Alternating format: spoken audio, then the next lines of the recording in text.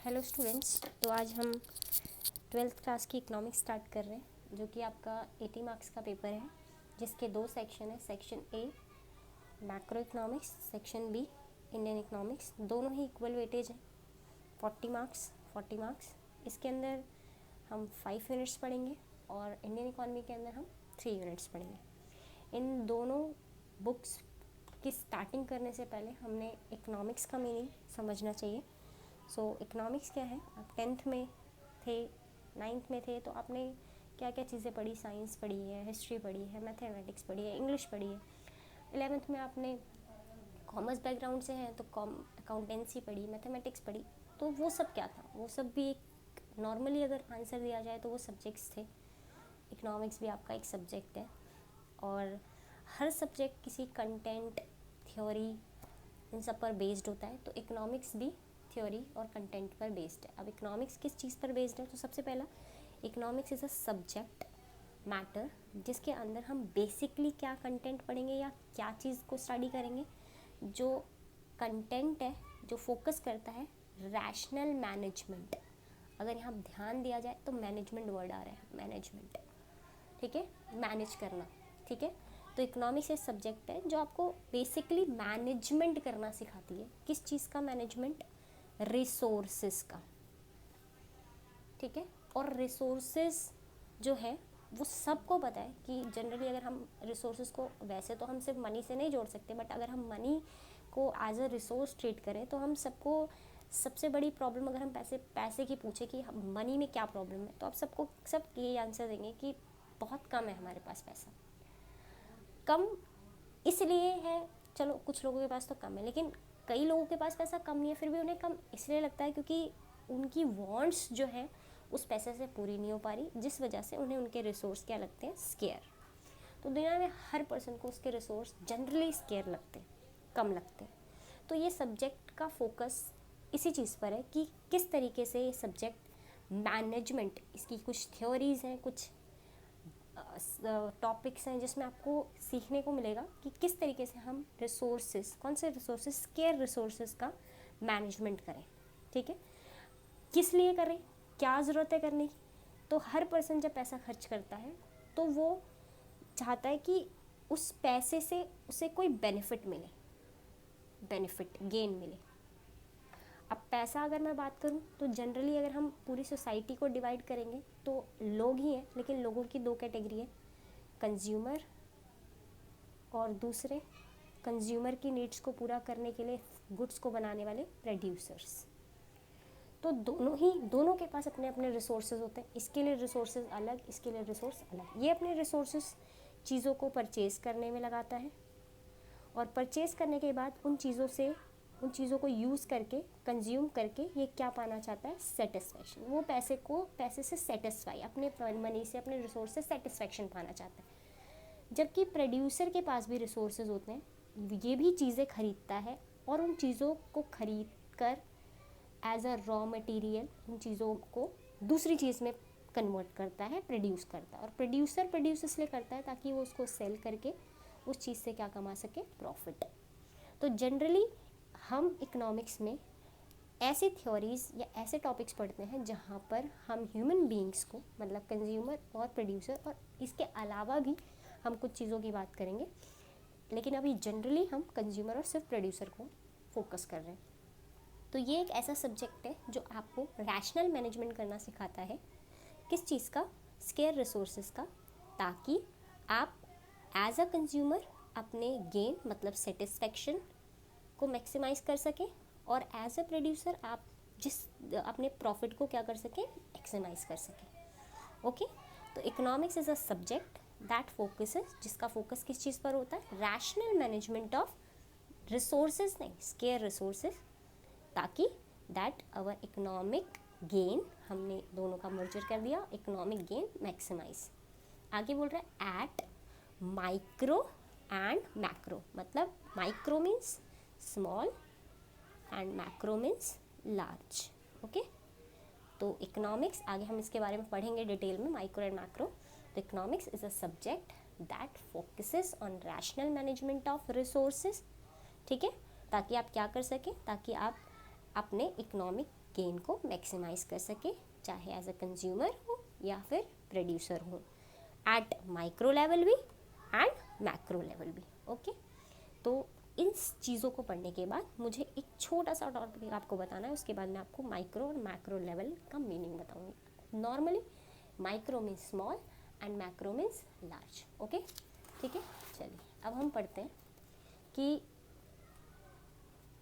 Society या economy की बात कर रहे हैं।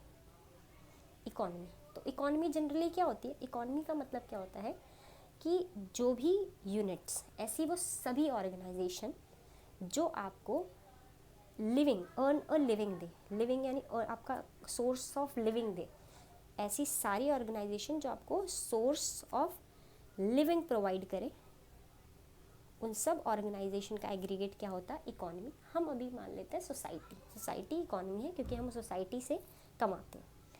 और इस सोसाइटी में जितने भी लोग हैं उन सबको हम जनरली 4 कैटेगरी में डिवाइड करते हैं। तो सबसे पहले अगर हम बात करें तो इकोनॉमी में सब ह्यूमन बींग्स हैं। अब हम एक कंज्यूमर को ले लेते हैं और एक प्रोड्यूसर को ले लेते हैं, ठीक है। प्रोड्यूसर सामान प्रोड्यूस करता है, कंज्यूमर उस सामान को खरीद कर कंज्यूम करता है। जब कंज्यूमर प्रोड्यूसर के पास सामान खरीदने जाता है तो प्रोड्यूसर और कंज्यूमर को एक दूसरे से बांधने वाली जो कड़ी है वो है उस सामान का प्राइस, MRP जो आप पे करते हैं। अगर आप उस MRP को ध्यान से देखेंगे तो उस MRP के नीचे लिखा होता है इंक्लूडिंग टैक्स। बस आप बातों को ध्यान से सुनते जाओ, इंक्लूडिंग टैक्स। ओके, तो अगर मैं बोलूँ कि कंज्यूमर प्रोड्यूसर एक दूसरे से ट्रांजैक्शंस कर रहे थे, एक परचेज कर रहा था, एक सेल कर रहा था, उसके बीच में MRP आया और MRP के अंदर टैक्स आया, तो इसका मतलब इस डीलिंग में 3 लोग इन्वॉल्व हैं, एक कंज्यूमर, एक प्रोड्यूसर और एक उन दोनों के बीच में गवर्नमेंट। हमारी सोसाइटी बनती कैसे? कंज्यूमर्स होते हैं, प्रोड्यूसर्स होते हैं, उनको उनके बीच में डीलिंग होती है और डीलिंग के अंदर गवर्नमेंट भी अपना इंटरफेरेंस करती है, बिकॉज हम मिक्स्ड इकोनॉमी में काम कर रहे हैं।